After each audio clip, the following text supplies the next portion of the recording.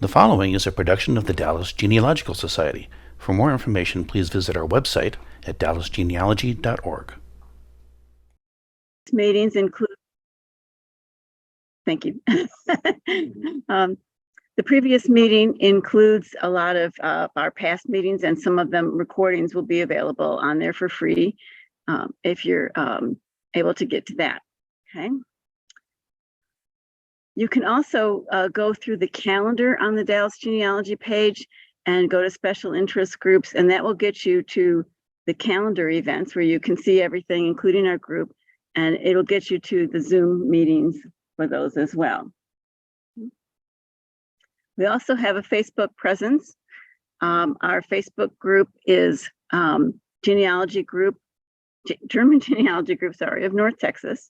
We have quite a few members. I think it's a little old, but there are 3 questions you have to answer. If you don't answer the questions, you won't be admitted, because we have a lot of people that just try to join that aren't really interested, and we don't want to allow that. So we do have it restricted a little bit. So as long as you have a German ancestor and can put a little information in there, you're good to join. The International German Conference, I know I put a lot of things on Facebook about this, but if you haven't attended, if you attended like an NGS or some other conference, this is similar, except it is all about German genealogy. And it is coming up in Fort Wayne on June 9th through 11th. It is Zoom on steroids is the best way you can think of it, because we use a thing called the Whova app, and the Whova allows you to click on any of the live things at once. And some things you can only view live in person, other things you can view virtually. It just depends on what's going on at the time. Now the pricing has increased because we're past the early bird registration, because it's just in a few weeks. So it's a little bit more expensive. They do have a USB that registered people can purchase for $50. And there are still hotel rooms in the Marriott across the street, I think it is what they were saying recently. So anyway, it's if you're interested in German genealogy, it's something to at least go look at. From the iggp.org website, you can see what kinds of things they have at the conference. You can see the presenters, and I think the topics maybe. Okay, can you do a poll? I'm talking to Bernard, by the way. And what we're looking at is that we can never figure out how to start this poll, right?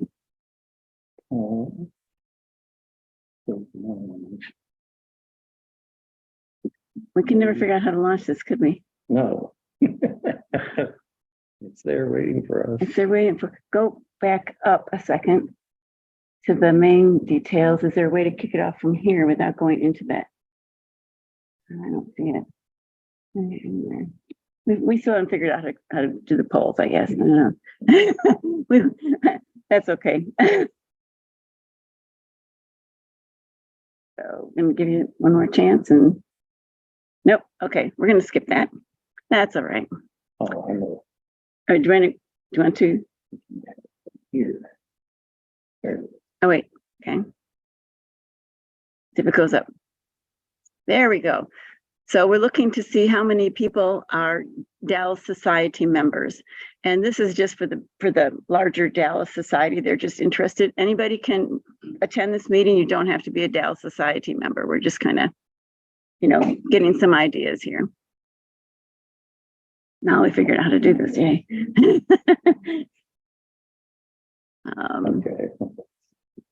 Okay.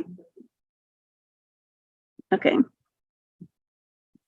And you ready to end the poll? Yes. Okay.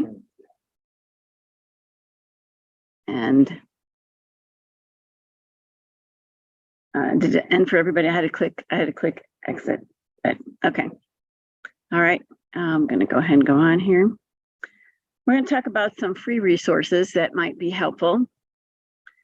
And one of those is at genealogybargains.com. They have a lot of free genealogy cheat sheets. Oh, I can't say that 10 times fast. And one of them is the top 10 German genealogy resources. And it does have a lot of things that are in German, but you can use, Google Translate or something to translate some of the pages for you. So it's something to go ahead and look at least.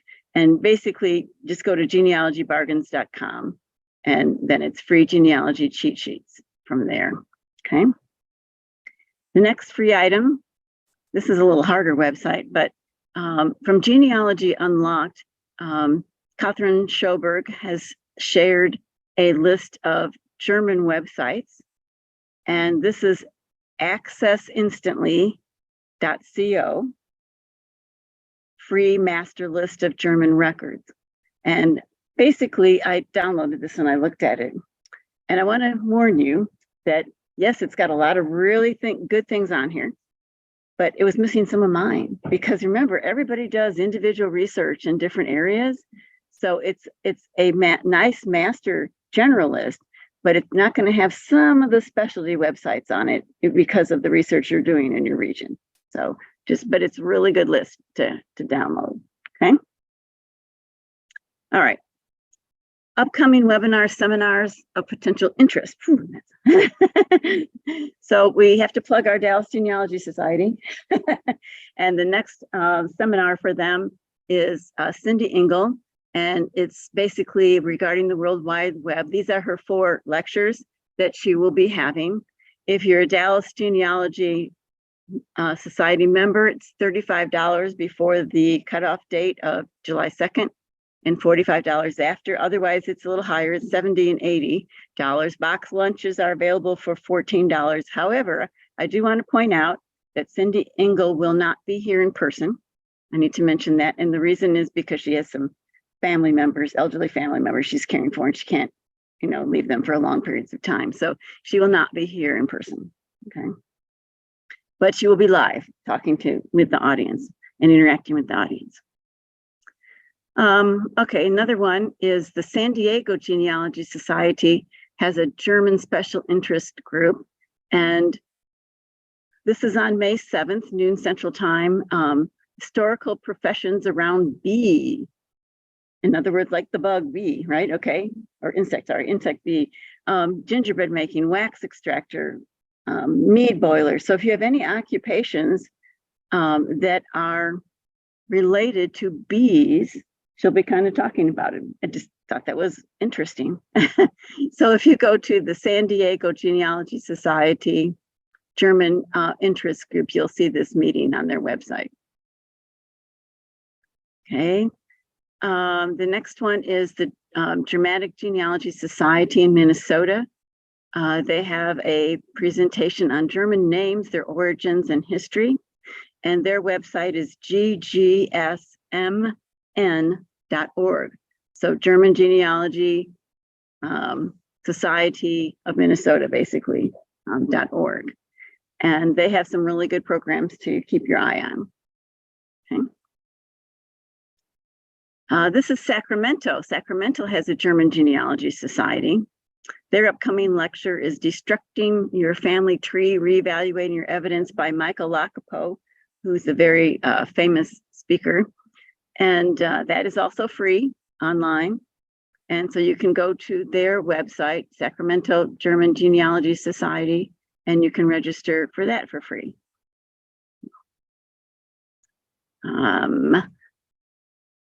Genealogy Unlocked basically has a presentation coming up, Finding German Records with Archeon and Matricula, a deep dive. That's also free. If you go to Germany Genealogy Unlocked, you'll find registration for that as well. Okay. The American Historical Society of Germans from Russia has a presentation coming up on May 30th at 5:30 p.m. Central on Our Memories, Build Our Future, Germans from Russia Still on the Move in the 21st Century. So again, you can, some of these I think are on our Facebook page, so you can go in and get more information on these presentations. And I may have missed some, don't know. So just be aware, those are just some of the ones that we've caught for coming up recently, coming up soon. Our next meeting is in September. We take a summer break, as does the rest of the Dallas Genealogy Society. And since we always meet the second Saturday, the Dallas Genealogy Society can't meet the first Saturday because it's Labor Day, so they push us. So we are going to have to meet at 1:30 p.m. because they're going to take the morning time slot on the second Saturday for their meeting. So we'll be meeting at 1:30 p.m. on September 14th. And we don't quite have the presentation lined up for that yet. So we'll work on it. All right. I'm going to introduce our speaker. And she's here in the room, Brenda Watlingen. And she's going to talk about German and Eastern European research on family search. She is currently the Assistant Director of the Plano Family Search Center and is also a consultant there. And she has done several speaking engagements recently for the Great Family Search Conferences in Richardson and Plano, Texas, and at the family and several family search centers from 2013 to 2022. And she's also spoken at the Denton Family History Conference and the Arlington, Texas Family History Seminar. So I'd like to welcome Brenda. I am stop sharing.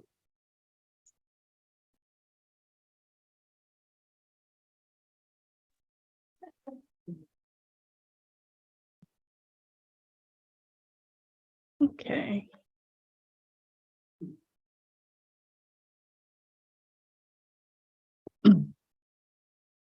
Okay, can everyone hear me? Okay. So I did provide my email here in case anyone needs to reach out to me. I'm happy to help with any questions that don't get answered today. And I do ask, please, if you can hold your questions till the end. They'll be collecting them on the chat if you have them, and we'll go through those at the end.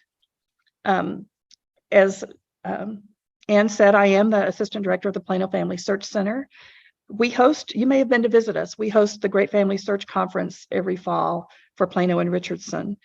And the website for our conference is greatfamilysearch.com, and we'll be doing online registration this year for our conference on October 28th, if you'd like to put those on your calendars. So I called my class, this lesson, for German and Eastern European research. The reason for that is, let's see, I'm not advancing here.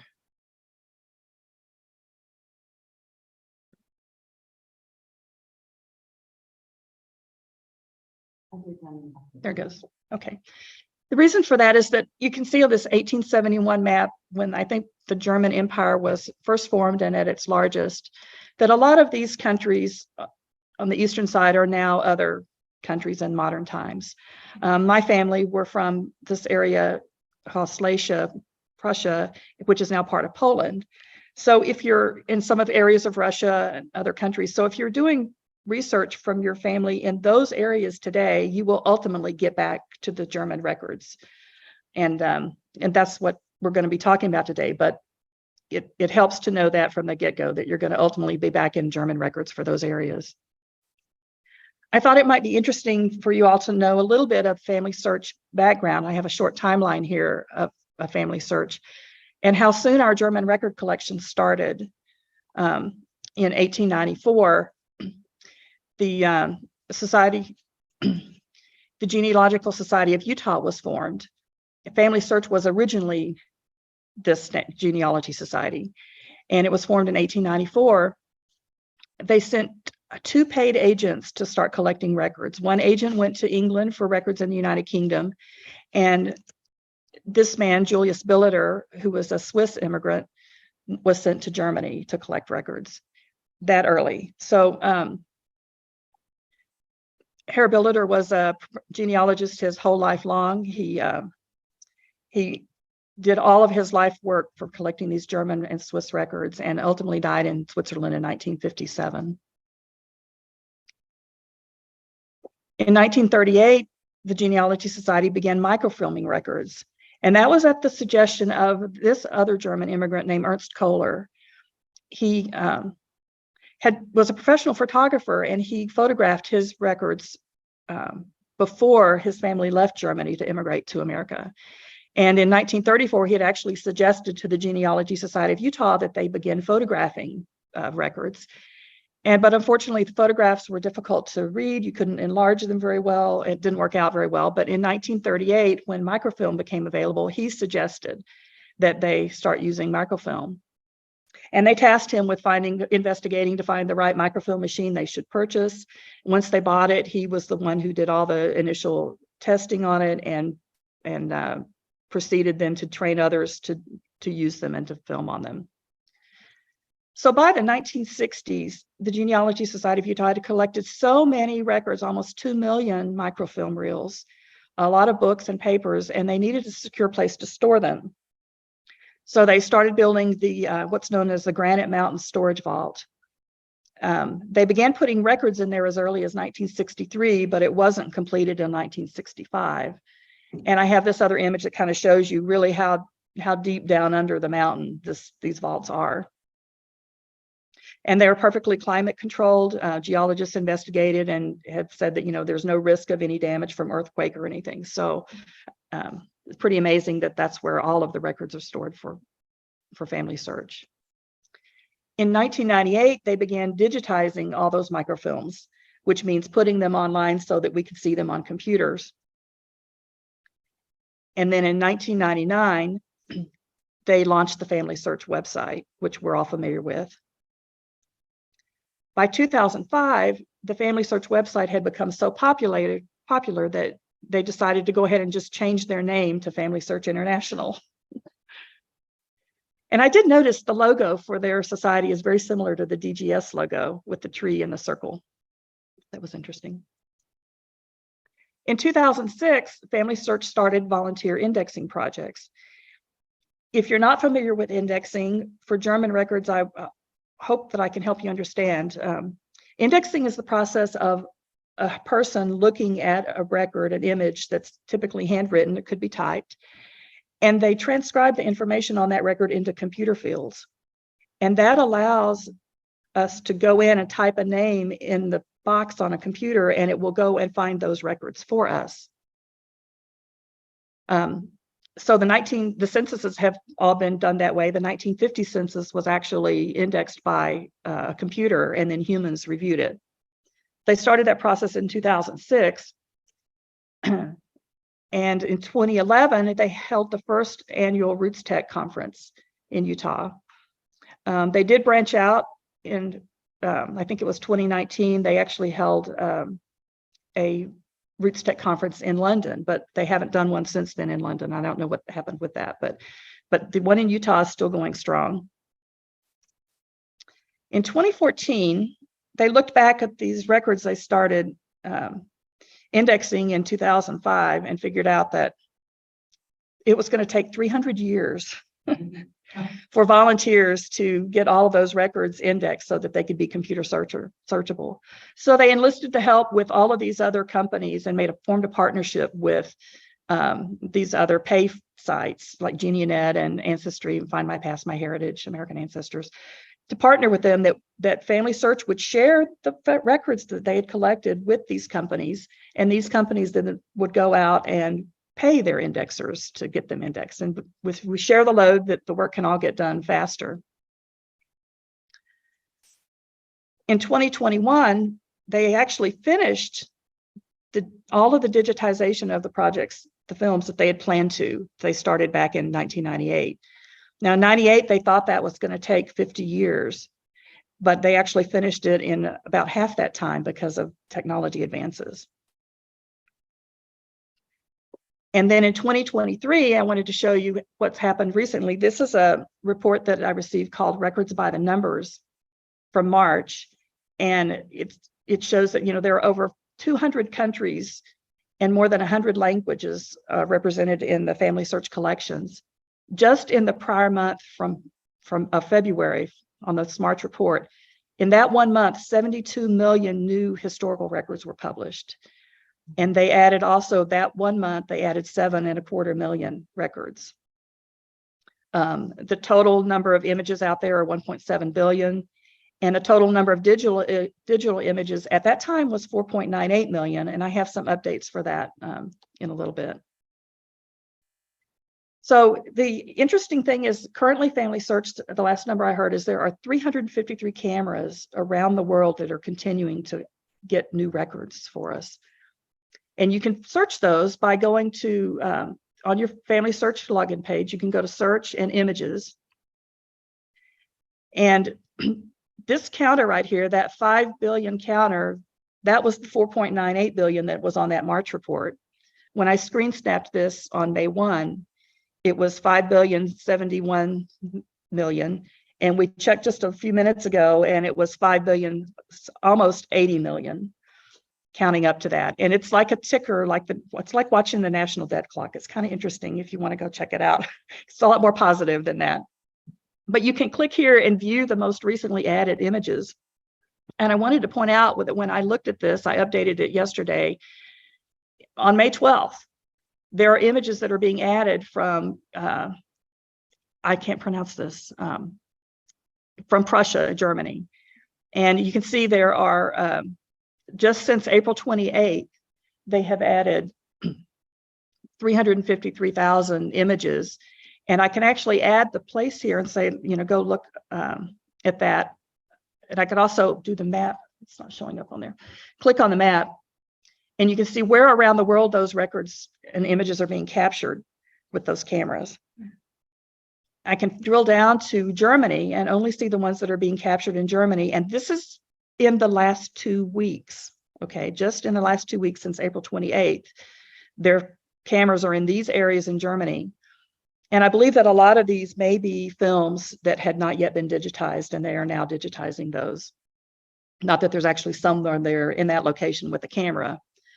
But I can also look and see that just for Germany alone, in the last 2 weeks, there are 60,195 new images added. And these are links, you can click on it. And if I click on that, it's like looking at a microfilm, or you're looking at the digitized images. And you can see these are from Langstadt, Germany, and their death records. And I can actually, click on these to view them. And if I find one that's my family, I can click up here. Can't minimize that so that you all can see it in the room. But I can click up here and say attach to Family Search. And so you can attach these to Family Search directly from these images. And I do want to point out that if these are new images that were just captured, they really won't show up anywhere else on a Family Search catalog for almost a year. It takes that long and that many people to process them to get them in the catalog format. But you can look at them here through the search record images. So what does Family Search have in their German record collection? If we go to search and click records, you could type a name here to see what's been indexed for your family, but let's scroll down and search by place. And we want to search by Germany. And I do want to mention, anytime you're typing a place specifically or a date, look for the drop down and select it from the drop down box. And that makes sure that you're on that standardized place. So if we're looking at records in Germany, that brings us to what's called the German resource page. And on this page, you can click to view the wiki for Germany. We can also scroll down and look at the Learning Center. We get all these. There's 74 learning courses to help your genealogy research for Germany, just for Germany. And you can click here to view all of the classes that are out there that you can watch. A lot of them relate to using the wiki, the handwriting, dealing with understanding how to read the records, and as well as how to find them. You can also see what records have been indexed, and you can search here by name. But I want to show you what's in all of the German indexed collections. And I'm going to sort by the number of records. And I had to shrink down so you can see it. But you can see here 76 million records for German Lutheran baptisms, marriages, and burials. 27 million just for German births and baptisms. Now, I want to point out, these don't have a place on them. They just say Germany, right? So we all know from doing German research how important it is to find that town of origin in order to look for records. And that's been the big stumbling block for a lot of people. If you can't find a record on immigration or US records, or you don't have word of mouth on this town of origin, you're kind of stuck and don't know where to look, because all the records in Germany were held at those local levels. But as they are being indexed, they are being put in these larger collections that don't have a place name. So we're getting to the point now that you can actually, if you don't know where your ancestor was from, you could type a name in the search box on the computer and it will find him in index records. And you will have to know enough about the family to make sure you have the right person. But, for example, there may be thousands of Johann Schmidts out there.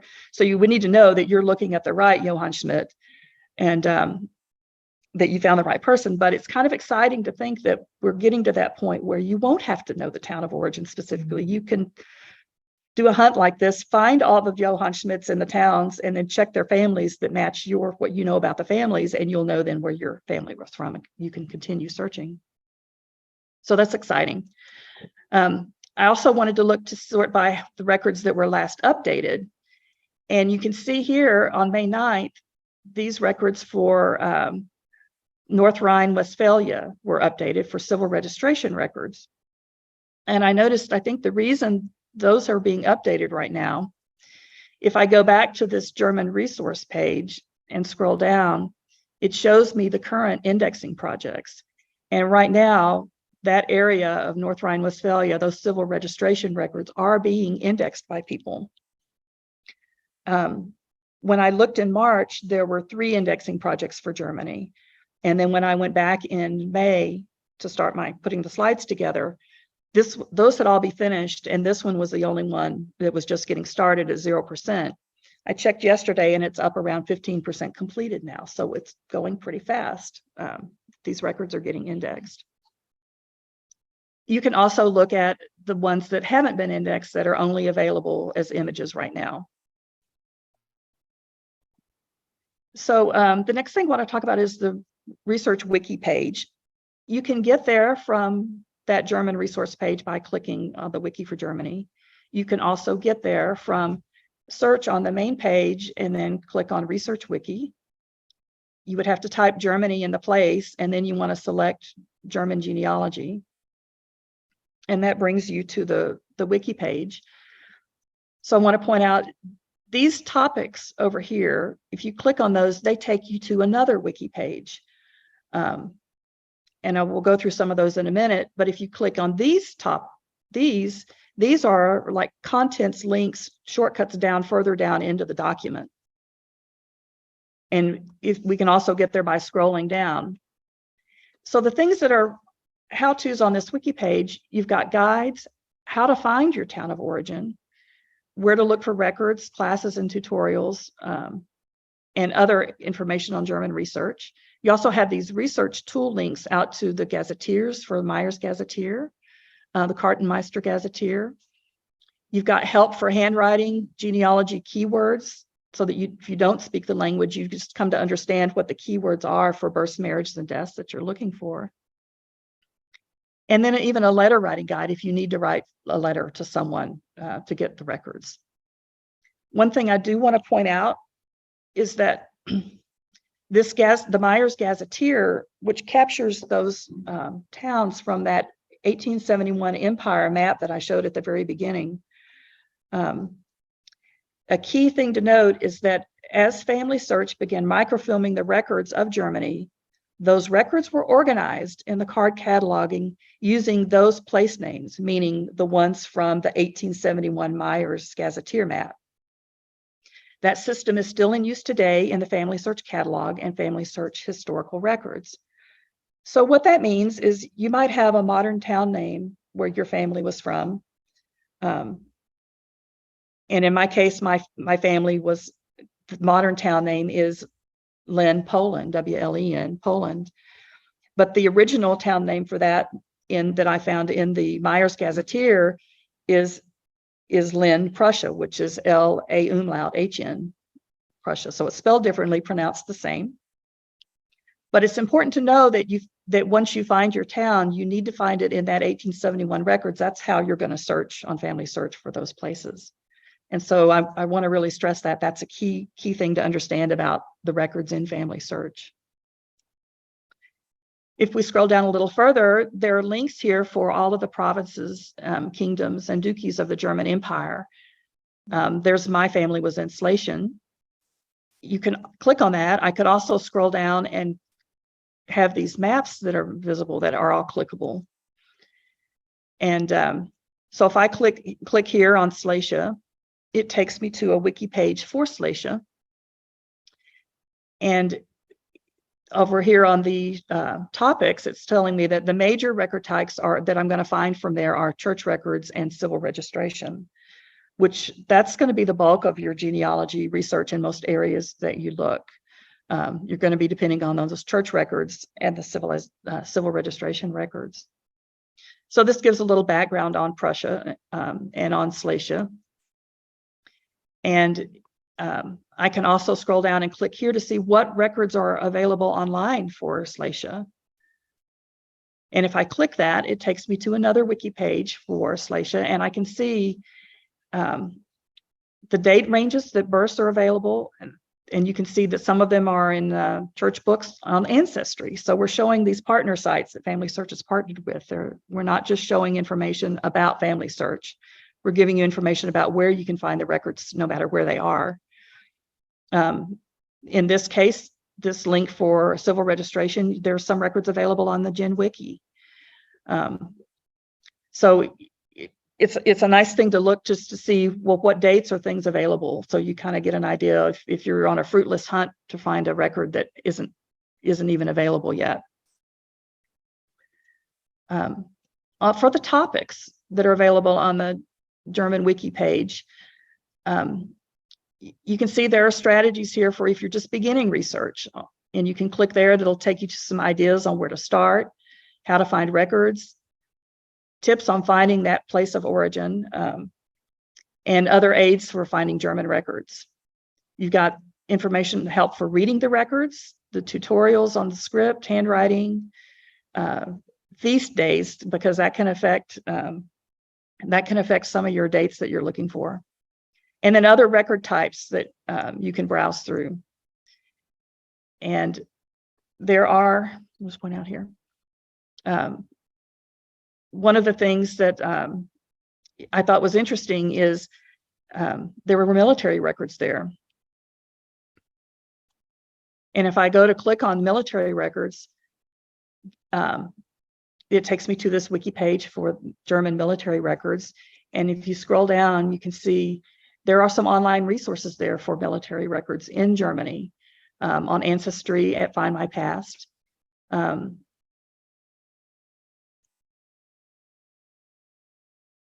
then there are also military records by war. So if you know your ancestor fought in a certain war, then you can link to them by war and scroll through those and find where they're located. There are also German population records. And this is interesting. These are address books. There are moving records. And I've links where you can go out and look for those on other sources other than just Family Search. For Germany immigration and immigration records, you can scroll down and see the places where you can look for passenger list. And they, like I said, they do go off of Family Search. They go out to where those records are. And then there's also a list of records for refugees and displaced persons that come up as late as 1971. So how do you find index records on Family Search? All these boxes all over the place that you can type a name in and search, you can do that. My personal preference is I like to start from the person's profile page and in Family Tree. And if you're using Family Tree on Family Search and have your people located in there, I know it can get frustrating because it's a worldwide tree and you put information in, someone else can come and change it. And we do get frustrated by that. But I've had some really positive things come out of those collaborations from other people, that they have information I didn't have. They have pictures I didn't have. They maybe found a source or a record of something that I didn't have. And so that can be very beneficial. But Family Search is changing some things to help us with that. And one of the new things that's changing is, I'll go through this a little bit, but just the layout settings of the new Family Search page. This information here on the events and dates, et cetera, you can either look at it in double column or you can look at it in single column, as you can see the difference here. So if you're doing double column, it shrinks your page down. The other thing they changed is you can reorganize the sections on this profile page. They used to have the life history at the top of the page and they moved it down to the bottom. But if I want to move it back to the top, I can do that. I can drag it up and move it back to the top. Another thing that's new that really helps us with these, maybe to stop some of the hijacking, I call it, of our ancestors, is you can add a note. They always had notes. It was up here on the top bar, but now they've moved it to the side. And now they've added a checkbox that you can make this an alert. And because it's an alert, it's going to give a warning to people who try to do things to this person on Family Search. And in this case, my alert is, please do not merge Carl Joseph Julius Teets. They're not the same person. They're brothers and have different birth and christening dates. And so when I save that now, it shows this alert at the top. And hopefully people will click on those to read them. If they don't, they will also see it in that notes section on the side. And if they actually try to merge the two people that have similar names but are different, they're going to see this warning on the merge that they need to go check that out and look at it before they do the merge.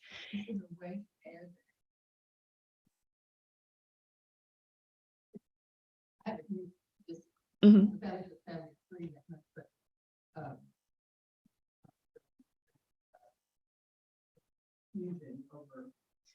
You can definitely tag sources, and I'm going there next.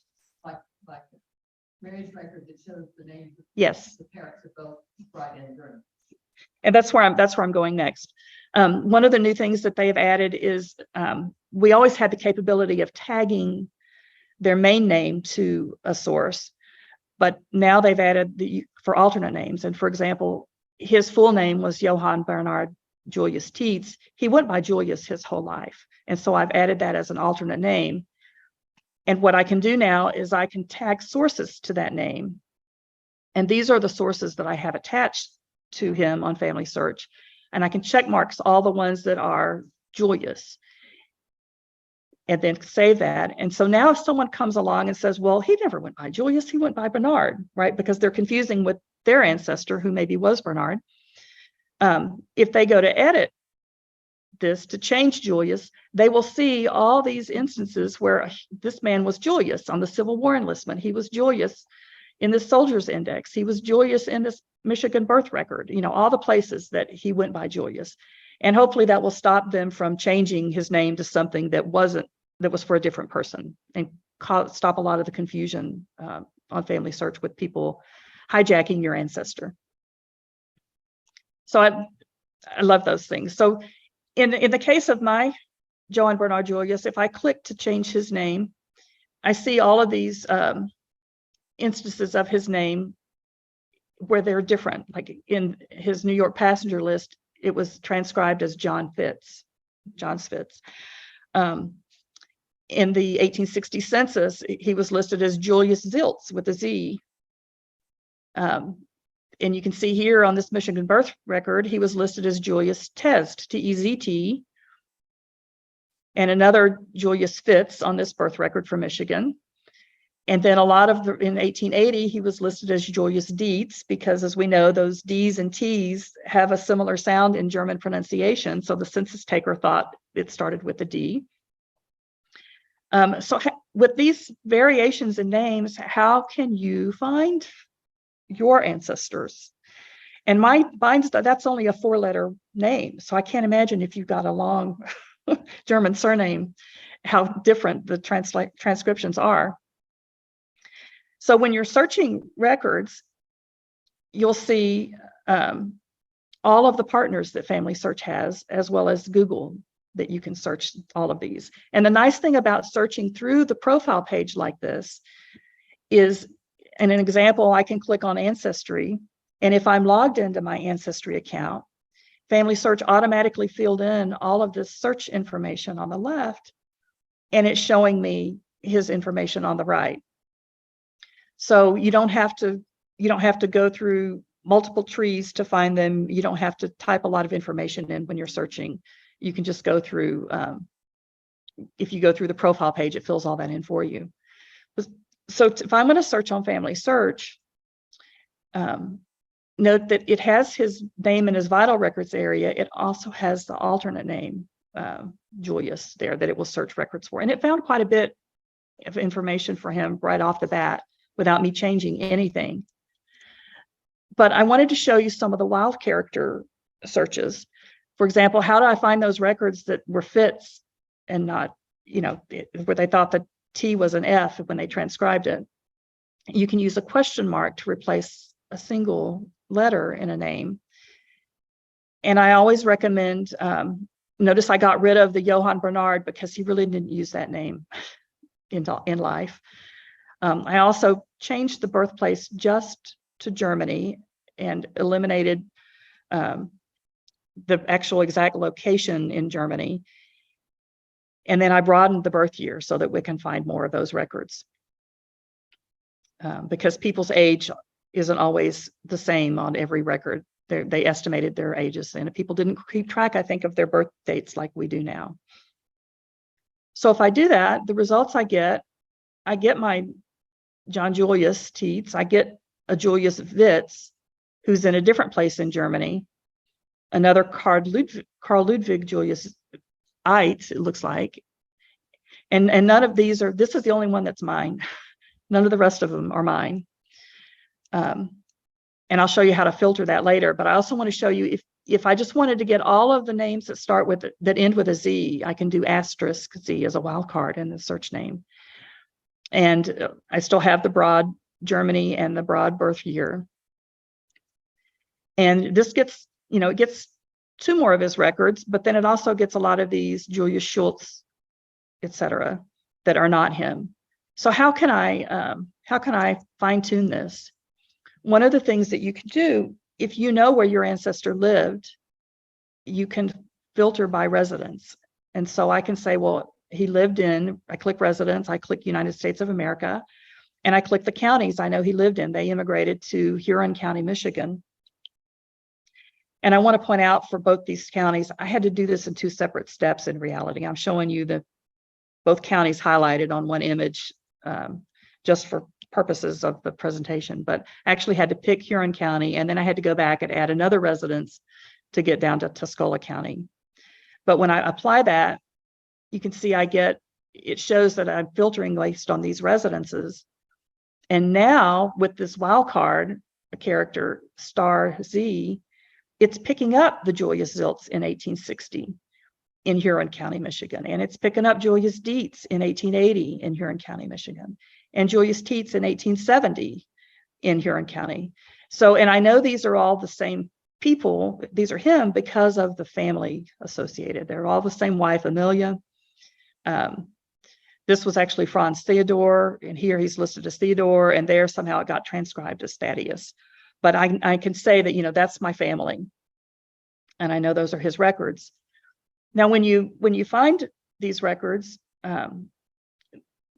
these symbols over off to the right, this is where you would click if you want to attach it. That will take you to the record information. If you see this camera, that means there's an image of this record that you can look at the document.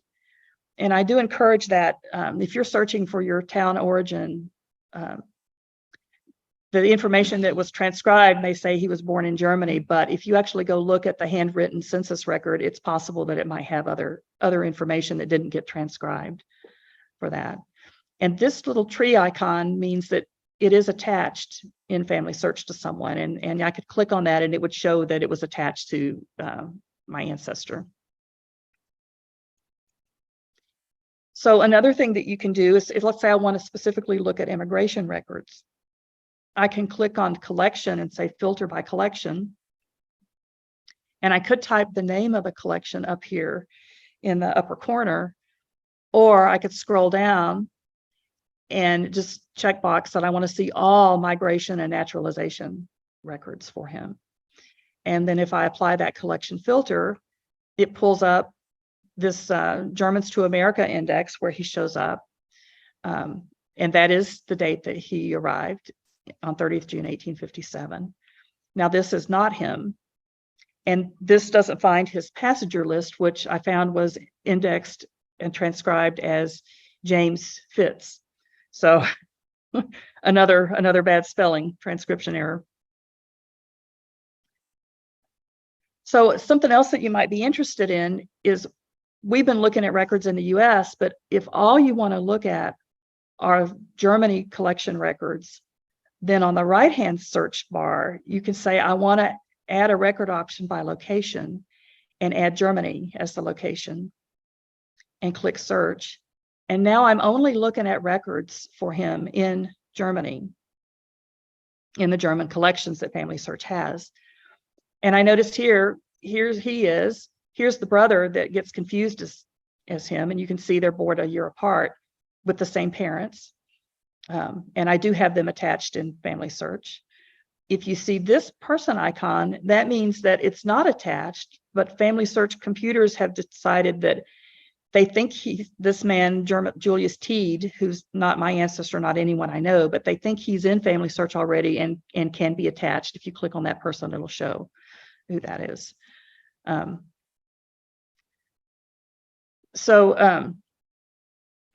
If I wanted to say find all of the children of Bernard and Henrietta Fickern, I could delete the surname completely from my search.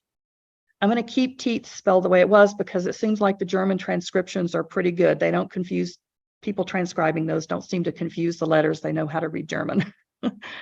And I'm going to, broaden the birthplace a little bit and expand the years to include all of the children of Bernard and Henriette. And then when I search on that, it finds, I can add the family members. So I can say specifically, I'm looking for a mother named Henriette Fickern and a father named Bernard Tietz, and then click search. And I get all of their children. The screen wasn't big enough for me to get all the rest of them, but if I scroll down, you would see all of their children listed in the birth records, and they were all born in Lahn, Silesia, Prussia, or Lynn, I think it's pronounced Lynn. So they're all there in one place. And now that I know that they're there, I could actually do a broader search, keep the name blank, leave the same surname, keep the place, get rid of all the birth dates and years, and search for records in this area of Germany with people with that last name. And it brings up a lot. It brings up over 5,000 of them, right? That's almost too many to go through, right? We can't grasp that. We'd be paging through pages, screens on Family Search forever. But what you can do is you can click on preferences. One of the options under preferences now is you can export your search results into a spreadsheet. And you can click if you want it in this Excel spreadsheet format, or comma separated, or tab separated, or this ODS is the Google Open Document spreadsheet, and export the results. It will let you do, unfortunately, only up to 100 at a time, but you can do this multiple times to capture every screen of information. And export results. And it creates a spreadsheet that downloads to my computer. I massaged this a little bit by expanding the fields, deleting some blank columns so you can see more. But I've got all of these names. They're all born in that area. There's that part of Germany in Silesia. And these are birth records listing the parents. I did another capture of a spreadsheet that shows more records going back further. And these are birth, marriages. It shows the fathers, mothers, spouses, dates they were married, where they were married, when they died, where they died. So these spreadsheets can be really valuable because now you can sort them, search them, basically kind of build your whole family tree from these records that have been indexed. And I think that's pretty powerful. The other thing I want to point out is these links on the left take you back into Family Search, and this is the record page for Veronica's death. I can attach it to Family Tree from here, or I can actually look at the image. And when I looked at this image, I saw this whole page was Teet's surnames. They all had Teet's surnames on them. So they're all somehow related to me. And I can copy that film number. And then if I go back to my search down here where I had the location Germany, I can change that to search for people on that film. And this will get me all of those surnames for the Teet surname that are on that film. And then when I search those, it shows that there were really only 96 of them on that film. But you can see that, you know, how powerful that is, that you can actually be sure that you're looking at your family, you know where they lived, you know that everyone with that surname is going to be related to you in one way or another, and basically put your family together just from these research tools. So that's why it's so important to have that these records have been indexed, because that makes them show up on all these computer searches. So the wife, you're looking at his name was Henrietta. Yes. And first page, I thought, where you showed her name, I thought it said Fickern. Fickern, that's her last name, Okay. her maiden name. Because on the next page, I saw it listed as Fickertt. And that's my maiden name. Oh, is it? Okay. We'll have to get together maybe there's a connection there. It's an adopted family, but still, it's, Yeah, I don't know. Are people on the Zoom able to hear her questions? Okay, I apologize, people on the Zoom. She thinks she might be related to me, so I'm excited about that. We'll look into that later. not biological. So another way to search is what's in Family Search's catalog. And this is what you're going to have to resort to if the information has not been indexed yet. You're going to have to go through the catalog. And to get there, you search, click catalog. And these are the things that you can search by. Surnames and titles, if it's a book and you know the exact title, that could be effective. Or if you know the author, that could be effective. But I find myself using mostly the place, the subject, and keywords that are on it. And I usually always check online because I'm looking online. I don't want to have to go to a family search center to see the records. And if I click search, and I just start typing in my place name, I'm going to type Lynn, Germany. And as I said, as you're typing, look below, because it's going to be prompting you for places that might be what you're looking for. And I didn't have to get very far before, you know, I could see, well, okay, this is the one I'm looking for, the one in Slation, Germany. And when I click that and say online, I could also get there another way by going broad, right? Just say, I want to look at all the records for Slation, Germany. And then, as you can see, there really aren't many of these. There are some that have landed property records, et cetera, but just one record, one Jewish record, one history record. And the reality is, as we know, in Germany, those records that we're looking for were kept at local levels, not at the broader province level. But I can click here to search places within Slatia, and it brings up a list of all of the towns in Slatia. And if I scroll down, I can find my Lynn right there, that I can click on that. And that takes me to the same place as if I had put Lynn in my original search. And you can see there's church records and civil records. So if I click on the church records, one thing interesting to note, Family Search knows now that this town is now known as Lynn in Poland. It knows that. So I think I might have actually been able to go search by Lynn, the WLEN in Poland, and it may have pulled up the same set of records. The other thing to note is it's telling me that they're available online. And I want to point out that doesn't mean that all of them are available online. It means some of them are. And if you click here, it would let me type in a name to search online. But if I scroll down, I can see from this list of information on the films that are available for the church records, this little search icon here means it is online and I can search it. And this camera icon means there are images, but unfortunately, do you see the key on that? We've probably all stumbled on this a time or two. That key means that the records are locked, and the custodian who shared the records with Family Search put a restriction on them that they were not generally viewable by the public. They could be viewed at a library. And so you would have to be at a Family Search Center to view those records. And if you click on one of these, it will tell you that and then give you a little box that you can check to find a local Family Search Center or an affiliate library. And I would like to point out that Dallas Public Library is an affiliate library. Where I live in Plano, public libraries are an affiliate library. And I think several other ones around the Metroplex are also affiliates that you can access these records just by going into the library and using their computers. If you're at a library, you'll see, when you look at them, this is what you'll see, the little key and lock is gone, and you just see the camera icon that will let you look at the images.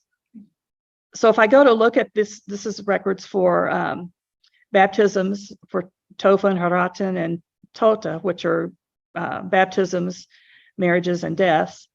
And it's the right time reign for my Julius' birth record. He was born in 1829. So we're looking at the right time reign for those births. And so I can click to go view those. And I want to give you some pointers on if you're looking at a film like this that's not been indexed. It's overwhelming, right? There are 520 images here. That's not too bad, but you could scroll through those one by one.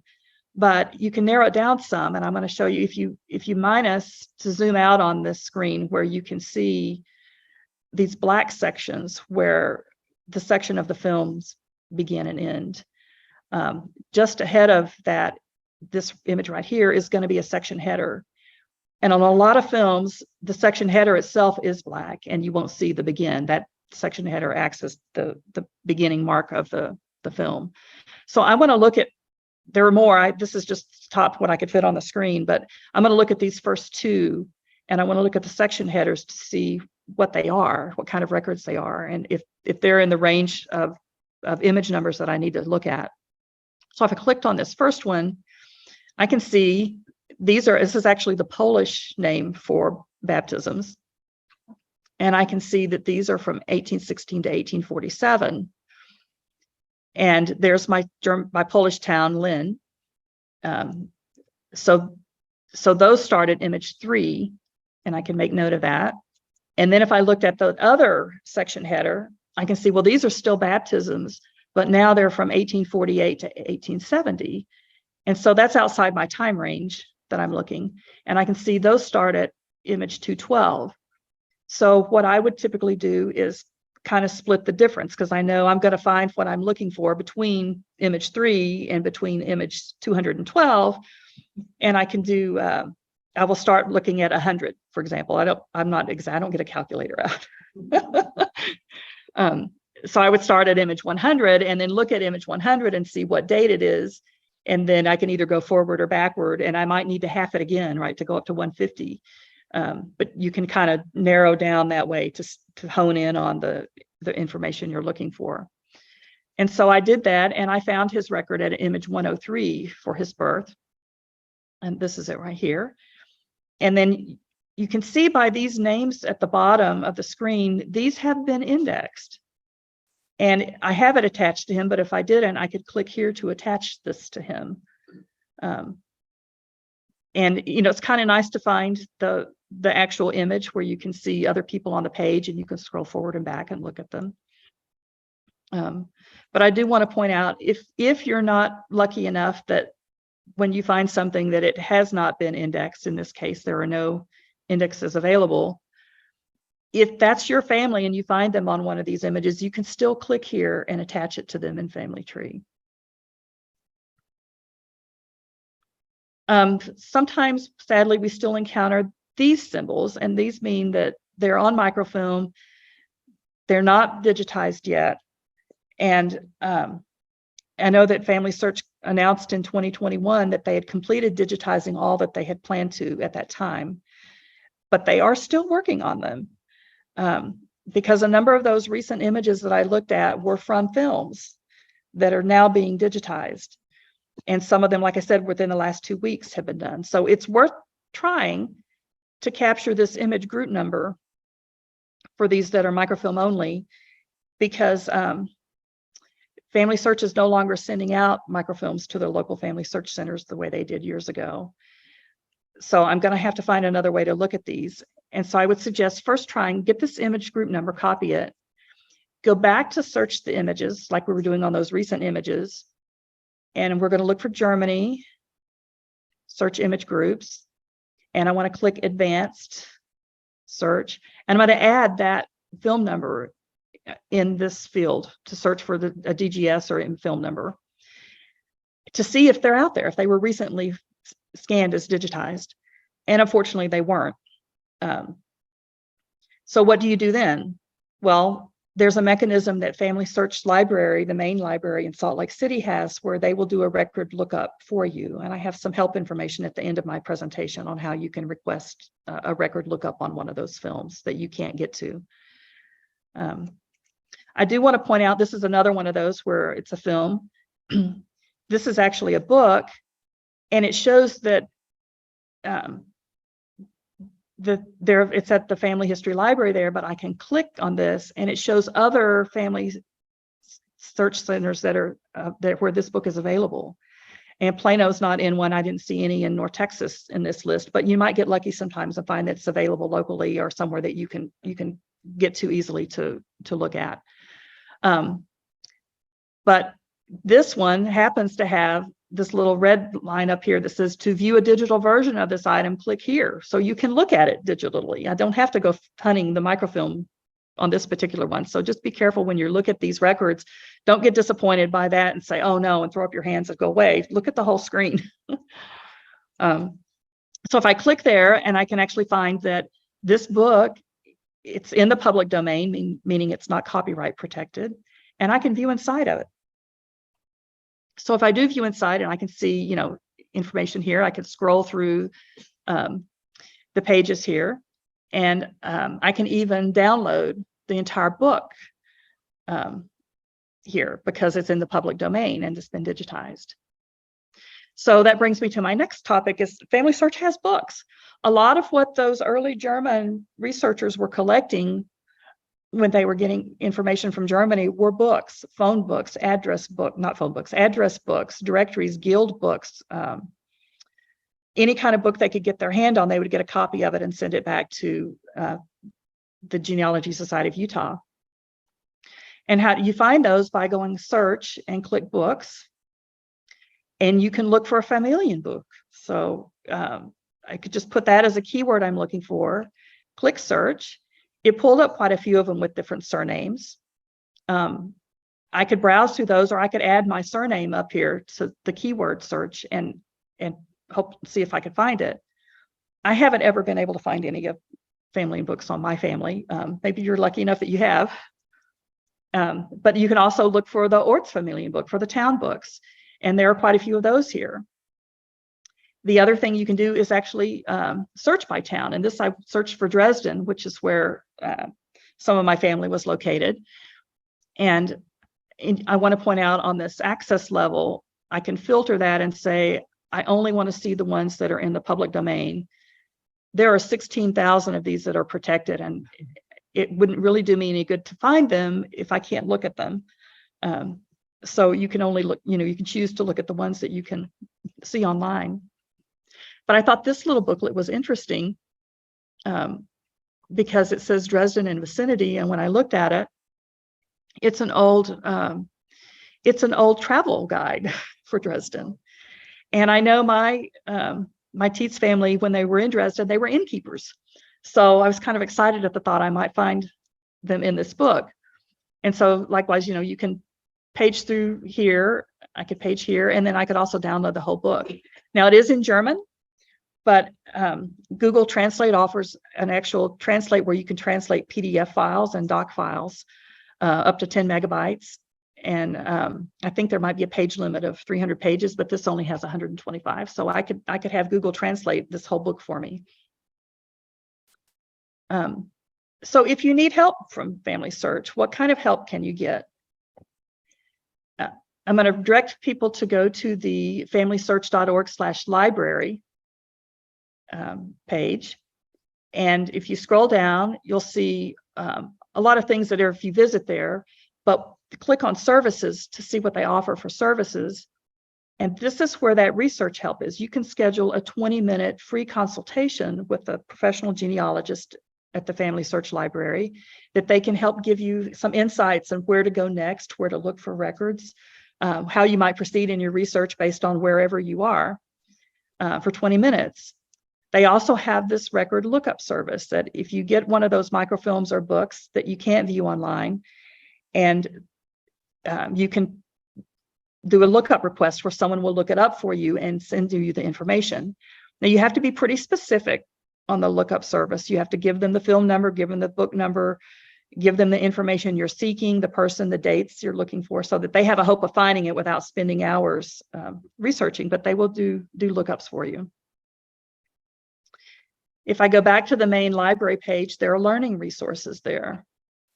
They offer live webinars. They started doing that during COVID and they're continuing now, which I love. There are those recorded classes that you can look at, information on the research wiki, which I kind of went through a little bit. And then you get access to all those Roots Tech videos from past Roots Tech events that you didn't attend.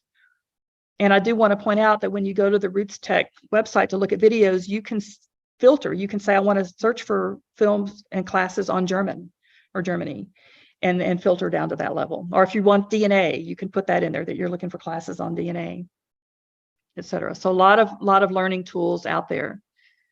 The other thing I want to point out is if you need to go to a Family Search Center, you can click this little location icon off the main page, Family Search. And I think this shows up on pretty much every screen for Family Search, but you click that location bar and then it will let you click here to discover a local center, and it will find someone near you where you can go and get in-person help. I'm at the Plano Family Search Center every Thursday morning, so you can come see me up there if you need if you need help. But there's a Richardson Center and several other in the Dallas Metroplex. The other thing that Family Search offers is there's a community group. You can easily find it from the wiki page for Germany. If you click here on Ask Family Search Community, it takes you straight to the German research group where you can click to join it. You can also get there from the main page where you click on the question mark to get help, and it brings up this help screen, and you can say you want to search communities and you want to look for groups. If you have an idea, you can click here to give any suggestions, or if you need help on Family Search, you can click there. But we're looking for groups right now, and I want to type German to look for the German groups, and it pulls up the German group, and then I can click to join. So it got me to the same place. I did join that a few months ago, and I noticed that there's it's a pretty active group, a lot of translations ongoing that people need help with. And this is just one day from 3 in the afternoon until almost 7 at night. Several people had posted questions out there, and you can see from the number of comments several of them got answers already. I did one for Julius, his birth record, and I attached an image of his birth information that I had gotten and asked for help translating it, mainly because I saw these names at the bottom and I thought, okay, are these witnesses? But they are all, I know they're somehow relatives, right? And I wanted to know more information on them. And I posted that on April 2nd in the evening, and on the morning of April 3rd, a lady had already answered for me. So it's pretty active, that, you can get answers pretty quickly. And this is where, she had actually said that his birth record says that his father was an innkeeper. So that's how I knew that information. And then it also lists the witnesses, that one of the witnesses was a gold worker in Merzdorf, Silesia, Prussia. So I thought that was kind of interesting. I wonder what that means. So, we help you a lot, and here's how you can help us if you're so inclined. There's a tab at the top called Get Involved. And if you click Get Involved and click Overview, one of the ways that you can help is you can help the family search computers learn names.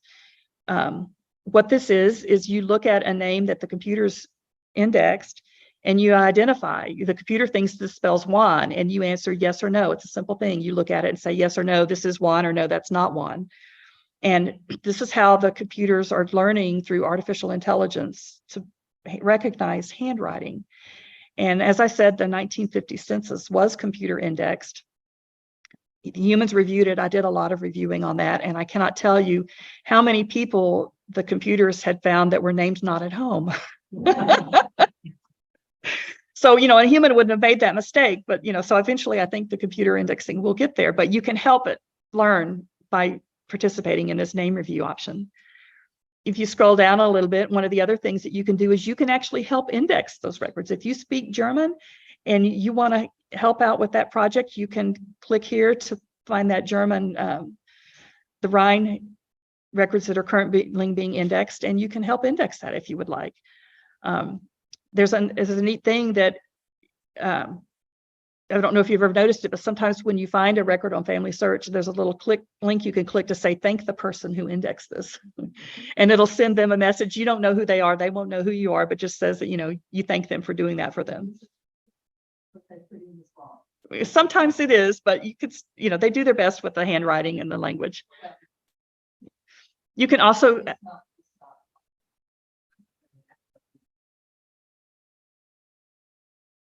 yes, that can sometimes happen with the snakes. So you can also help improve place names. If you find that Family Search is not accurately indicating a place name, you can update that for them and tell them where it is. And then there are some other volunteer opportunities available through the Family History Technology Lab at BYU. They have a lot of opportunities out there that you can help out. The other thing that I want to point out is, and I apologize, people in the room can't see this heading because of my Zoom menu at the top, but you can send an email to preservation@familysearch.org if you know of any records that need preserving that aren't anywhere or are at risk of being lost. I had a friend do this with some county or parish in Louisiana, that the records were being stored in an old courthouse that was in disrepair, cracked windows, the roof not being maintained, and the records were stored there, so they're at risk, and they were not available on Family Search. And unfortunately, someone on the city council there in charge of that decided that, no, they would not let Family Search come in and photograph them to preserve them, so they're still sitting there rotting. And if some of you might remember this news story in Wise County last month, I think it was in March. A fire completely destroyed the old courthouse in Wise County that they were using as their historic record storage location. And it was completely destroyed by fire. But good news is that back in 1981 and 1992, they let the Genealogy Society of Utah come in and photograph those records. So we've got the deeds from there. We've got probate minutes. We've got court civil minutes and divorce records and civil case records. We've got medical records. We've got marriage records.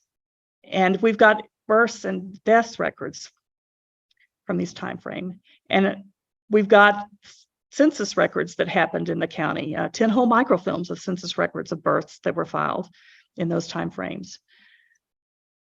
So, and where are these records stored? They're stored in the Granite Mountain Record Vault. So I thought that you'd find that kind of interesting, but they're available for, they're gone, the paper versions are gone, but Family Search has images of all of them. So were there any questions on the chat for that? That's pretty much all I have for you. And I hope I tried to include something for everybody, something for beginners and something for people who have very experienced and maybe need a new direction or a new way to look. You were talking about the images that have not been indexed and the job there is to try to get things indexed.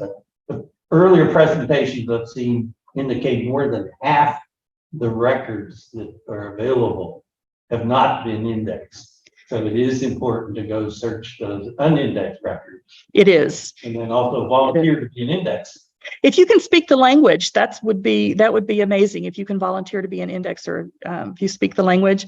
There are still a lot of American records also that are being indexed. And if you speak another foreign language, there are other countries around the world that are indexing projects for those as well.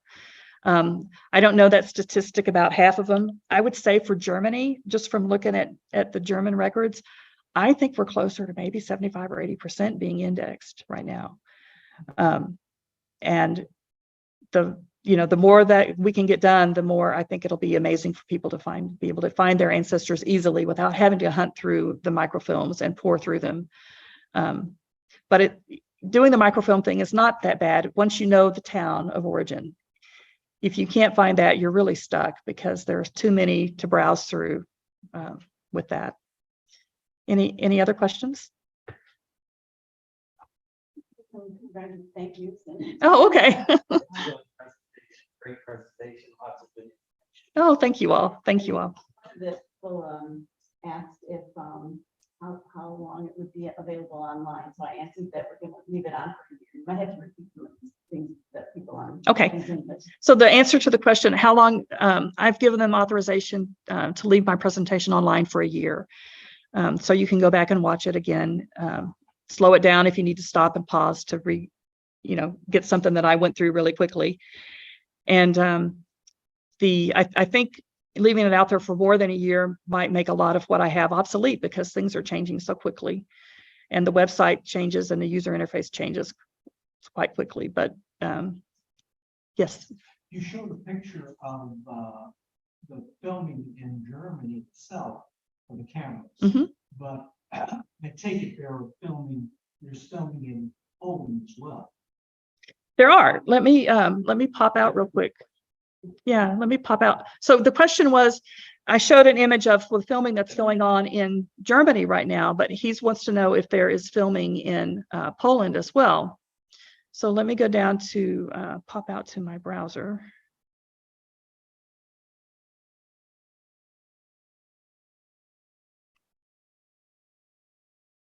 And I think you please wait.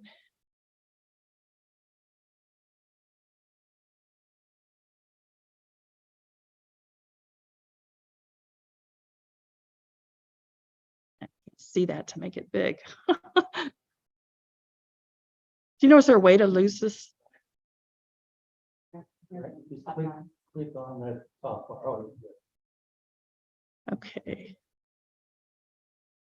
Big, and let me go to family search.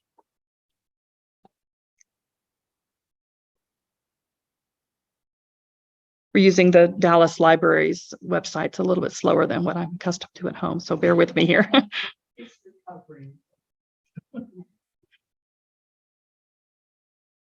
so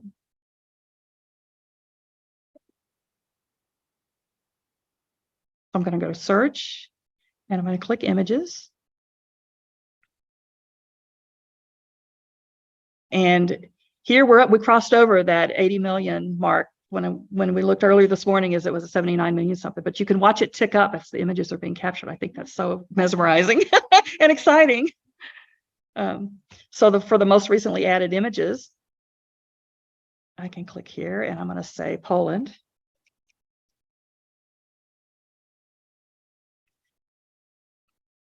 And update.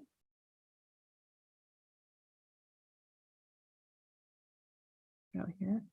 So there are some images recently as today that were added from Poland. Baptism confirmation records for Torun, Poland. I can do a map view of these, but there's 897 so far stable. Let's see, we can do a map view of Poland, and I can shrink this down.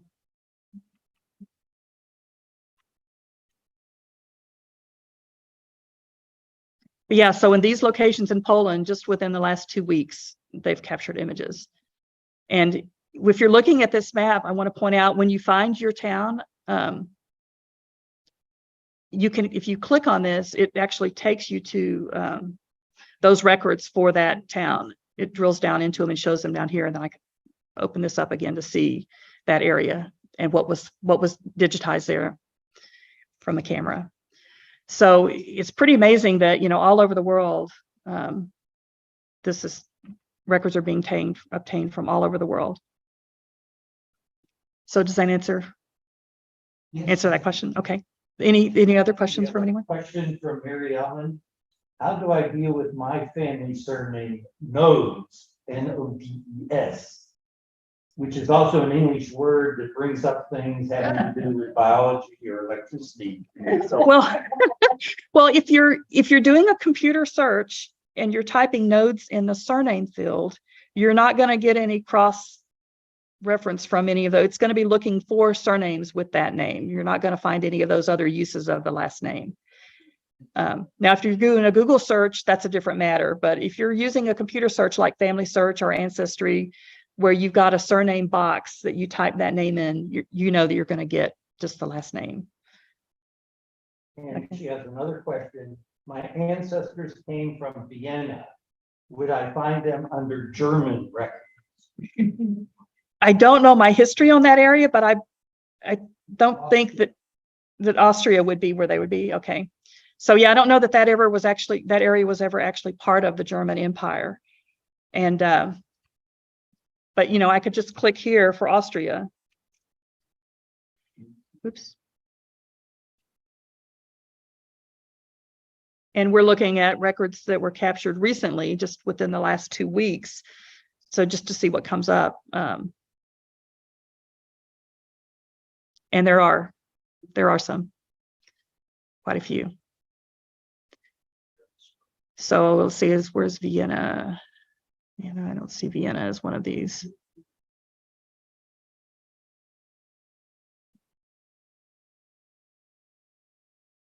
But yes, so those records aren't actually part of the German collection, German information, but on the research wiki, I would suggest going up here and searching for Austria records. And hopefully this is loading. I see it spinning. So I can just type Austria. Oops. And I want to pick not Australia, Austria genealogy. And go to, there's a wiki page for that, just like there is for Germany. There's a wiki page for every country, and they follow the same format that you've got the topic guide on the left that takes you off to other wiki pages. So that's the mechanism that you would use to search Austria. Okay.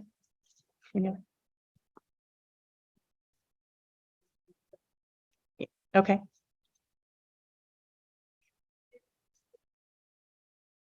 Does anyone have any other questions? Okay, I'm going to turn the time back over to Anne then.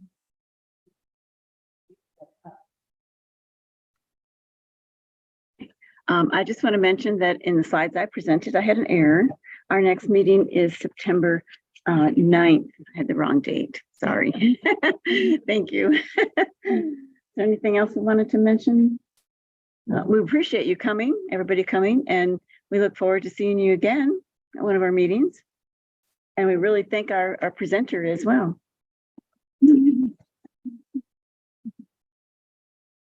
And again, we hope to see you next time. I'm going to stop recording for me. This has been a production of the Dallas Genealogical Society. If you're already a member, thank you. Your fees have been supporting these and other society activities. If you're not yet a member, please consider joining now. Go to dallasgenealogy.org and click on the membership tab.